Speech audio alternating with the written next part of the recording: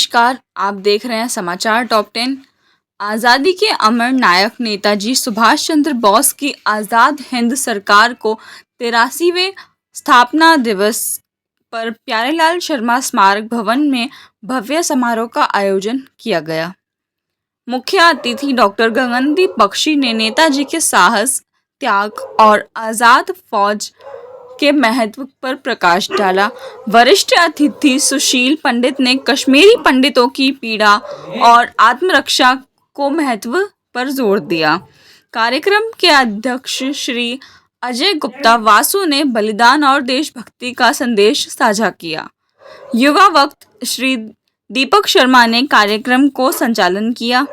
मुख्य अतिथि और अन्य गणमान्य व्यक्तियों के साथ दीपक शर्मा, अवधेश त्यागी, अजय तोमर, डॉक्टर सरिता त्यागी, अनीता कुश बंसल और अन्य उपस्थित रहे। देखिए हमारे संवाददाता की खास रिपोर्ट मेरठ से। चलो सर, आप इस कार्यक्रम का आयोजन कब से करते आ रहे हैं? मैं यहाँ इस समिति का अध्यक्ष हूँ 2001 से। उससे पहले मेरे बड़े भाई थे सुभाष गुप्ता जी। उससे पहले यहाँ एक मेनका के मैनेजर थे जैन साहब।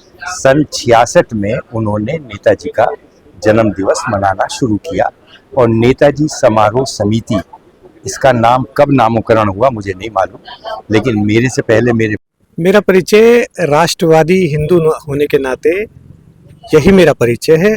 समाज में जागरण रहे, समाज संगठित रहे और जो इस तरीके के उद्वेलित विषय हैं उस पे इस प्रकार के जो प्रख्यात वक्ता हैं वो समय समय पर मेरठ की इस क्रांतिकारी भूमि पर आते रहें और जागरण करते रहें और संगठित समाज होकर खड़ा हो और देश की तरक्की में सहयोग करें। दीपावली के ऊपर अखिलेश यादव जी जो विपक्ष के नेता हैं यूपी में, उनका जो बयान आया है वो आपको किस प्रकार से समझ में आता है? देखिए, बात क्या है, समय समय का परिवर्तन है।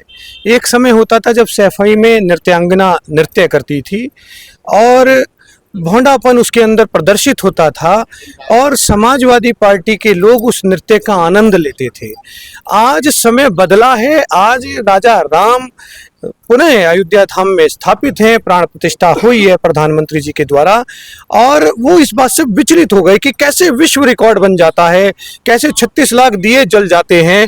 ये एक अपने आप में बड़ा चमत्कार का केंद्र है। वो समझ नहीं पा रहे, उनकी समझ अभी इतनी नहीं है। तो उनको मैं समझता हूँ कि थोड़ा अभी अध्ययन करना चाहिए हिंदू समाज का, अपने वेद पुराणों का, और मेरे ख्याल से उन्हें भारतीय जनता पार्टी अगर वो ज्वाइन कर ले तो शायद ये सब चीजें उनको आसानी से समझ में आ जाए। कभी कभी उनकी भाषा ऐसा बताती है कि संगति खराब होने का असर क्या होता है? बिल्कुल निसंकोच, इसमें बात आपकी सही है। संगत का असर तो जरूर आता है और जैसे मैंने आपसे कहा कि अभी समझना बहुत कुछ पड़ेगा। समय परिवर्तनशील है। अब राजघराने समाप्त हो गए हैं, तानाशाही समाप्त हो गई है।